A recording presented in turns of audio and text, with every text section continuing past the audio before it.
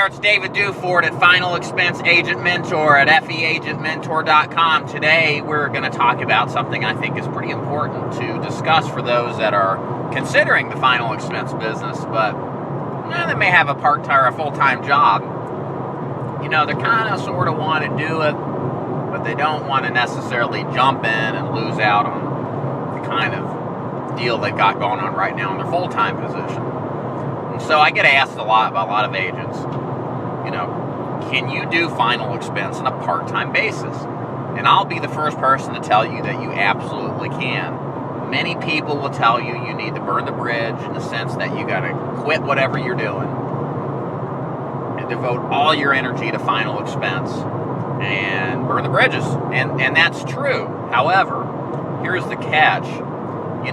What that entails specifically is that if you get involved in final expense, you need to give it 100% effort. That doesn't mean that you'll give it 100% of your time, but you need, when you're in the field, you need to be totally invested, thoroughly, in doing whatever it takes to succeed in final expense. Now, a couple of things here about myself personally. I used to work at a company called Aramark Uniform Services, and I had started in the business prior to that, but through some stumbling blocks, I got another video that goes over it in a little more detail. I had to get a corporate job with a guaranteed income. I still wanted to do final expense, but I had to give myself some breathing room to get back on my feet and get going again.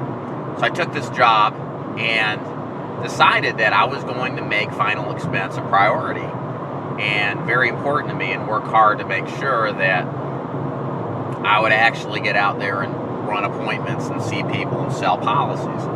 So what happened is that I would go work I would work 3 days in the field, final expense. I started around 2 or 3 o'clock.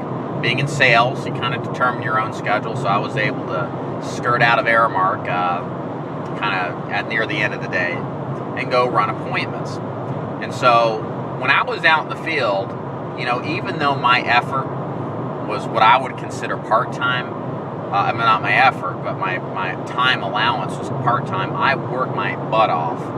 And what I mean is this: I did start at 2 or 3 o'clock, but what would happen is that I would actually stay out till 10 or 11, working in appointments. I was in a different time zone, which is the reason I was so late getting home, but I was completely dedicated to getting back on my feet and being successful at final expense, despite my initial failure, because I didn't want to be stuck in the corporate world.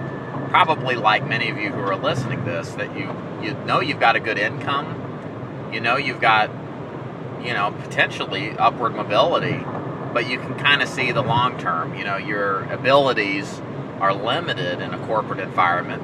It's much more political, and your effort and capabilities are going to be stymied in many circumstances when you work for the man, as they say.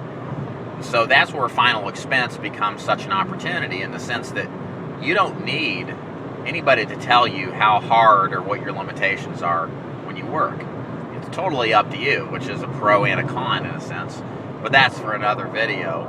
The point here is that if you get involved with final expense, the important thing to understand is that you give it 100% effort despite your time limitations. And so what that means is that you've got to get out there, you've got to door knock every single lead you see. If you need somebody to set appointments for you because you're so booked, find an appointment setter to work the leads for you so you can stay more efficient than going out directly to see the people, cold through a door knock. Make sure you stay committed to buying leads. Really all the same behavior traits apply for a part-time agent as much as they do for a full-time agent. It's just that much more important if you get involved part-time. I've got an agent up in Kentucky. Michael's his name. He's doing really great in this business, and he's got a full-time position in another industry. And so what happens with him is that, he was kind of concerned with what he was doing. He hasn't got so much time to do it, but, I told him, I said, you're doing fantastic. And there's really nothing he's doing wrong to succeed in this business. He is giving it 100%. When He's out there, he's doing all the right things, he's consistent, he's getting in front of the people, he's making money. And over time, as he develops his skill level and he develops confidence in return, when he's ready to leave his position, he can jump in 100% full-time and make a heck of a lot of money and be totally invested in the process. That's what I did. That's what I had to do because of my shortcomings as an agent at the beginning.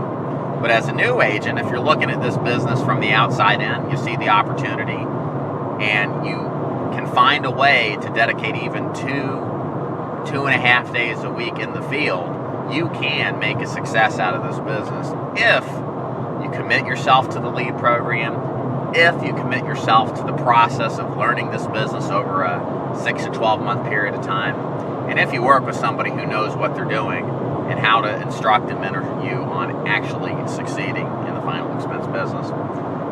So this is David Dufort from Final Expense Agent Mentor at feagentmentor.com. Thank you so much for listening to the video, and take care.